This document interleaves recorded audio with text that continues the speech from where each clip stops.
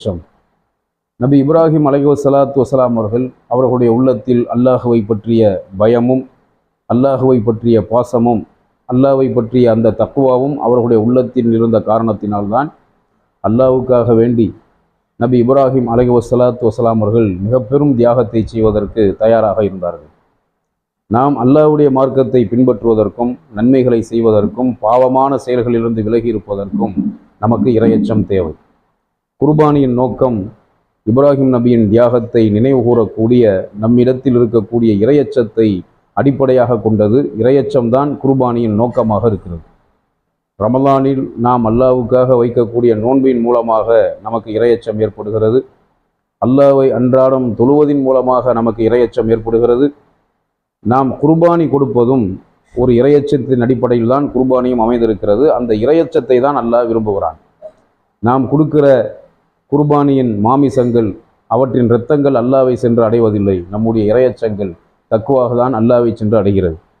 இதை பற்றி அல்லாஹ் குர்ஆனில் சொல்லுகிற பொழுது சூரா ஹஜ் 22வது சூறாவில் உள்ள 37வது வசனத்தில் அல்லாஹ் சொல்லுகிறான், லை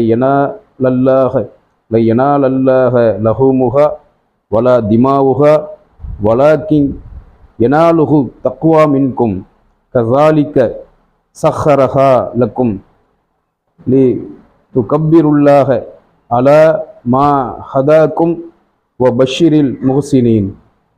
அல்லாஹ் சொல்லுகிறான், குர்பானியின் மாமிசங்களோ அவற்றின் இரத்தங்களோ அல்லாஹுவை ஒருபோதும் அடைவதில்லை.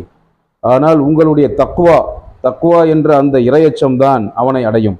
அல்லாஹ் உங்களுக்கு நேர்வழி காண்பித்ததற்காக அவனை நீங்கள் பெருமைப்படுத்தும் விதமாக இவ்வாறாக அல்லாஹ் அவற்றை உங்களுக்கு வசப்படுத்தி கொடுத்திருக்கிறான்.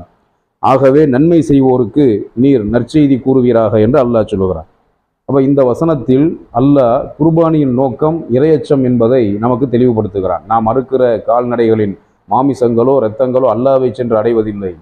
நாம் அல்லாஹ்வுக்காக கொடுக்கக்கூடிய அந்த மாமிசங்களை அல்லாஹ்வுக்காக வேண்டி ஆடு மாடு ஒட்டகம் போன்ற கால்நடைகளை அறுத்து அதனுடைய இறைச்சிகளை ஏழைகளுக்கு தர்மமாக கொடுத்து நாம் நன்மைகளை செய்கிறோமே, அல்லாஹ்வுக்கு பயந்து செய்கிறோமே, அந்த நம்முடைய உள்ளத்தில் இருக்கக்கூடிய தக்வா என்ற பயபக்தி இறையச்சம்தான் அல்லாஹுவை அடைகிறது என்று அல்லாஹ் குர்ஆனில் சொல்லி காட்டுகிறான்.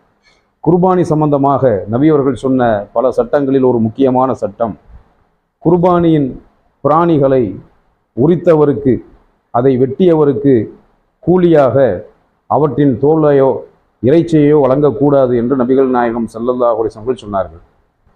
நாம் ஆடு மாடு ஒட்டகம் அறுக்கும் பொழுது குட்டியை அறுத்தவருக்கு கூலி